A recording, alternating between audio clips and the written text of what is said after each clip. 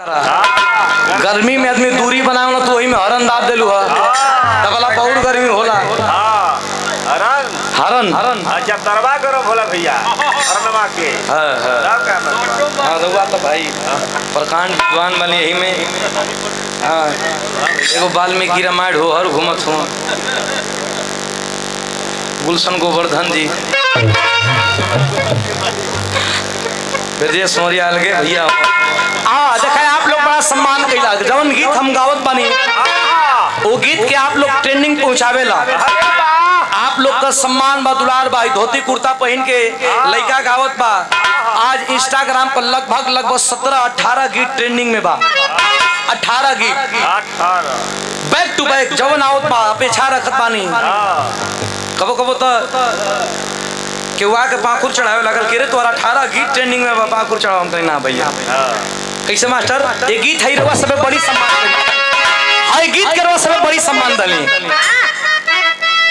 हाय गीत सब लोग सुन ले बा धीरे धीरे। अरे गईलू बदनाम करा के का दोष रहे हो हमरा से दिल लगो लाके तोहे अफसोस रहे हो। अरे प्यार लिखल ना रहे तकदीर में प्यार लिखल ना रहे तकदीर में किस्मतिये के दोष नहीं खे जान रहल ना हाथ के लकीर में किस्मतिये।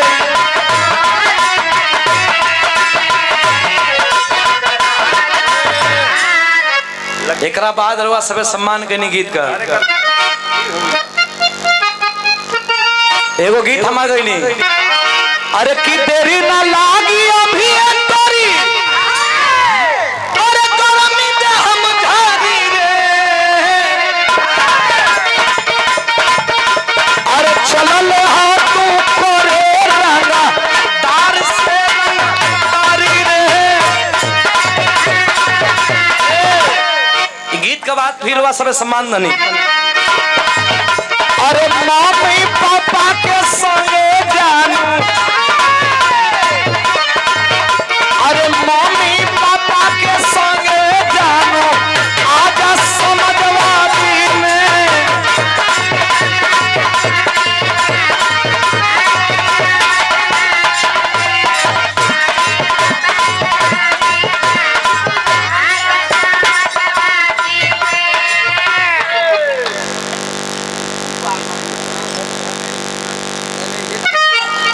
ये ठीक है। आदरणीय बाबूजी हमारे मास्टर साहब और रामाधार यादव जी पूज्य बाबूजी के द्वारा 200 रुपया पुरस्कार। आज गाना रिलीज भइल बा म्यूजिक 10 से।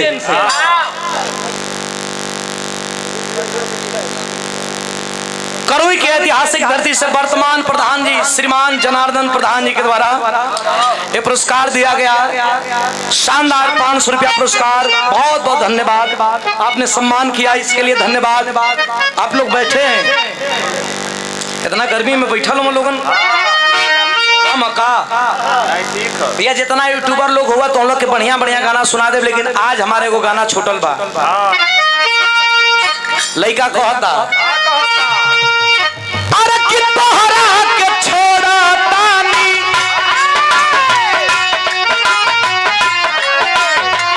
अजीत भैया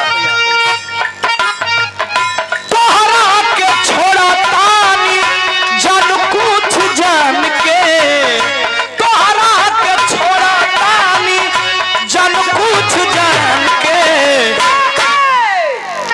अरे ना तो हम देखती हई कौन खानदान के ना तो हम देखती हई कौन खानदान के।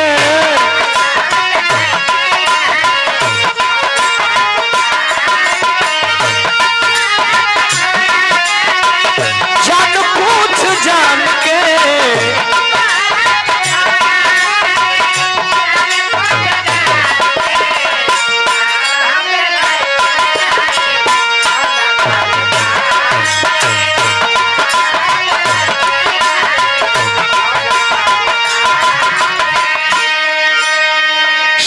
सीधा साधा लइका के बनावलू आवारा।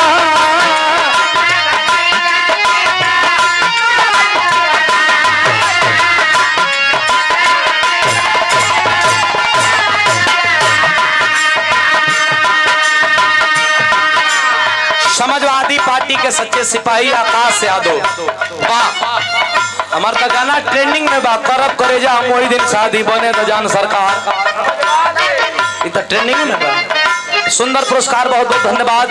और हमारे बड़े भैया विशाल भैया, क्या कहना, विशाल रेडियो आपके द्वारा भी शानदार 200 रुपया पुरस्कार को प्रणाम, बहुत बहुत धन्यवाद। सीधा साधा लइका के बनावलू आवारा, फिर से जिंदगिया में ओए बुला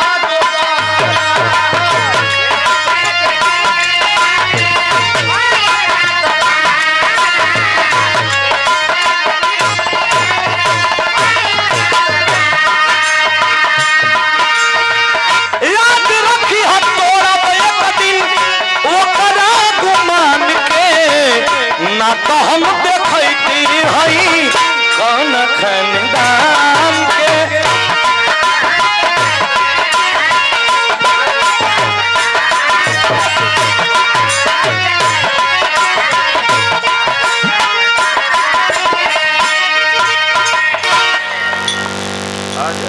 ये कुल अब गम में हम ना रह चाहते, कभी कुल गाना मत बजावाया।